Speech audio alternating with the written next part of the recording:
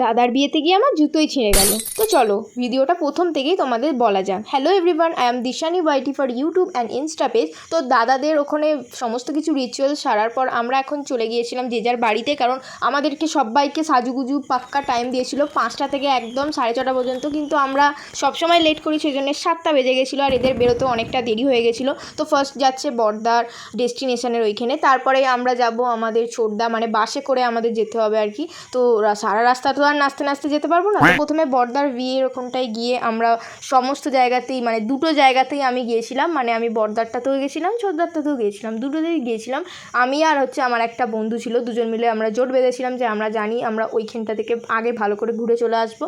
তো তারপরে এখানে বর্দার বিয়েটা আমরা ওখানটায় দিয়ে তারপর ছোটদার বিয়েতে নাচতে নাচতে আমরা বেরিয়ে পড়েছিলাম। তো তারপরে ওইখানে যেতে যেতে অনেক মানে অবস্থা খারাপ হয়ে গেছিলো, মানে রাস্তাটায় আর বেশি বাসটা যাবেই না। তা বাকি রাস্তা আমাদের হেঁটে যেতে গিয়ে আমাদের দম বেরিয়ে গেছিলো। তো তারপরে চলে গেছিলাম এসে একটু স্টার্টারের ওইখানে। তারপরে স্টার্টার খেতে খেতে আমার রিয়েলাইজ হলো যে আমার জুতোটা মনে হচ্ছে ছিঁড়ে গেছে। তারপরে আমার জুতোটা একটু ছিঁড়ে গেছিলো, তার মানে এটা হলো যে আমার দাদার বিয়েতে গিয়ে জুতো ছিঁড়ে গেছিলো। তো এটা আমার মনে থাকবে। তারপরে এখানে মেনু তো আমরা খেতে বসে পড়েছিলাম, অ্যান্ড বাসে এসে সবার অবস্থা খুব খারাপ হয়ে গেছিলো, কারণ অনেকটা রাত হয়ে গেছিলো আর যেহেতু ট্রাভেল করে অনেকটা দূরেই আমাদের যেতে হবে, কারণ বর্দার বিয়েটা হচ্ছিলো কাছে, ছোটদার বিয়েটা হচ্ছিলো অনেকটাই দূরে। তো তারপরে এখানে আমি আর দুষ্টু দুজন মিলে দেখাচ্ছি আর কি যে আমাদের অবস্থা কীরকম খারাপ হয়ে গেছে।